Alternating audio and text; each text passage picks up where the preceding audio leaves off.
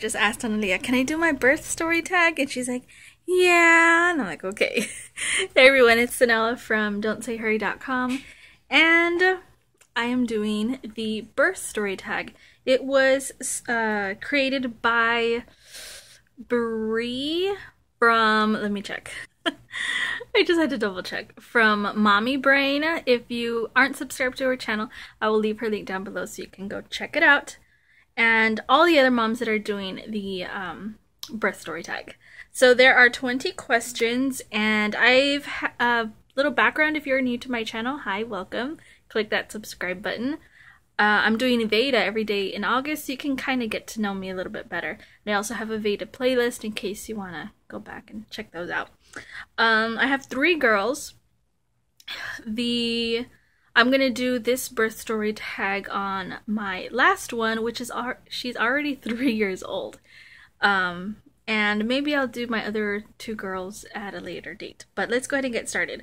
Number 1, what was your due date? The original due date was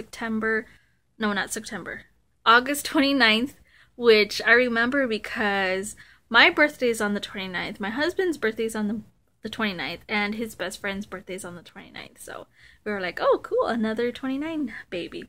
But then they moved it to September 12th, and that was her due date for the rest of the time. Number 2, what date did you actually give birth?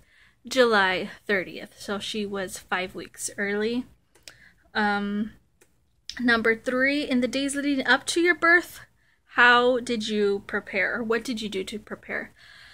Well, I didn't know she was coming, but that weekend family came down to visit because it was my grandfather's birthday. So we barbecued and I relaxed, and I was feeling contractions, however.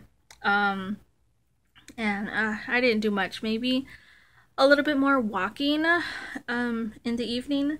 Number 4, did you experience any signs that you were going to go into labor soon?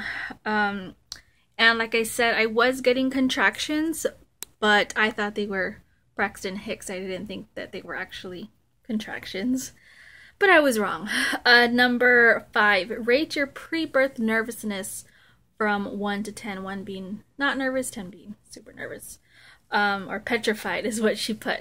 I think like right when we were driving to the hospital, it was probably around an 8 because I didn't know what was going to happen.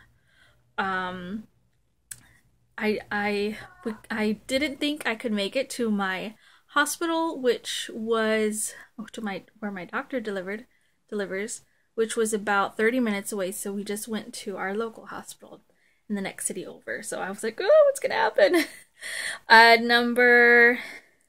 me move my mouse down. Number 6, what were you doing when you went into labor? And then it says / when your water broke / when you found out you needed a C-section. It was about 2 in the morning, and I had just fallen asleep, or I think I had just fallen asleep, and I heard and felt a pop in my belly, meaning my water broke, and it startled me, and I jumped up, and then I stood up, and everything, my water broke. So yeah, that's what I was doing, trying to go to sleep. Number 7, describe what a contraction feels like. And I went through the questions earlier, and this is what I wrote. Someone digging through your body and breaking your butt bones, or your back bones if you have back lever. So yeah, that's what I wrote. I could see myself having more children and going through that again, and I can totally relate to women who would not want to go through that again. It's different for everybody, but it is pretty painful. Number 8, did you deliver at a hospital, birth center, at home? It was at a hospital, and I did end up having a C-section because they didn't know my history, so that's what they decided to do. Number 9, and I was all out of it, so I was like, okay, fine, whatever. Number 9, did you have a midwife, a doctor, or was your birth unassisted?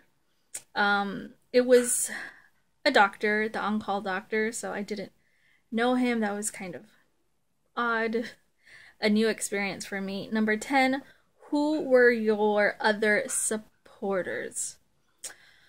Well, it was 2 in the morning, so my husband drove me. My mom stayed with the girls because they were still asleep. And when we got there, my husband sat in the comfy hospital chair and literally went to sleep. And of course, I had a C-section, so yeah, he couldn't be there anyways. Was he there?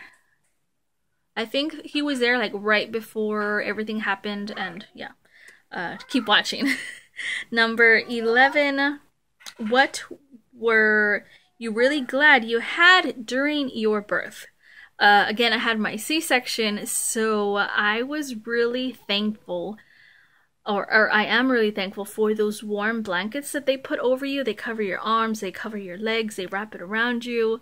Those blankets are so comfortable. I'm pretty sure they're like heated blankets or something. But yeah, and I was like in shock, I guess, because I was trembling and shaking and super cold, and those blankets really helped calm me down. Number 12, and sorry for all the shaking. What type of pain management do you use? And I had an epidural.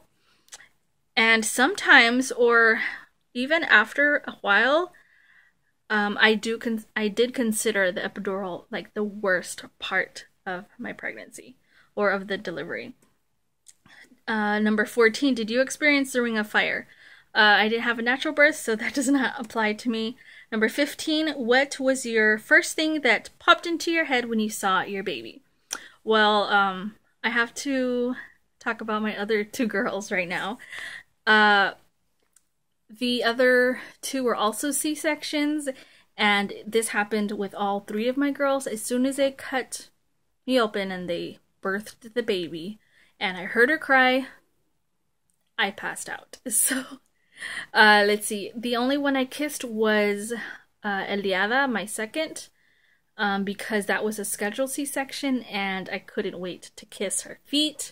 She was one of the ones that always kicked right in top under my rib cage with her little feet, pitter-pattering. So, oh, I want to kiss her feet. Huh? Yeah, we're gonna go meet Daddy in a little bit. So yeah, the other 2, I don't remember anything. I just remember hearing them cry, and then I passed out. Number 16, what was your shoes? Don't get on the bed with your shoes. What was your baby's length and height? She was 19 inches and 7.63 pounds. Number 17, from first true labor contractions to delivery, how long was your labor? Not counting that time, that weekend, when I was already having contractions, from the time my water broke to the hospital, it was about 2 hours and 15 minutes, which was not bad at all. And when I got to the hospital, I was already 4 or 5 centimeters, so if I would have given birth naturally, if they would have let me, I probably think I would have been there another 10, 12 hours or something. Number 18, which was the most challenging for you? Labor, pushing, or recovery? Definitely recovery, because again, I had a C-section, so that was like the worst part of that. Number 19, what is one piece of advice about birth to give a mom-to-be? Let me read that again. What one piece of advice would you give about birth to a mom-to-be? And I wrote here, try to relax. And I probably know you guys, if you are a new mom or mom-to-be, that's what everybody tells you. Just try to relax. Even the nurse tells you, relax, relax. But if you do end up relaxing, it really does help. Even when I was on the table and I started shaking from the medicine or whatever, or in shock, I eventually did calm down, and then that's when the doctor came to give me the anesthesiologist to give me the epidural. And he's like, wow, you're really calm. And I'm like, I'm trying to be. I really am trying to be. So yeah, it really helps calm your nerves and relax you. So just try that. Oh my god. She's playing with her new, you want to show them?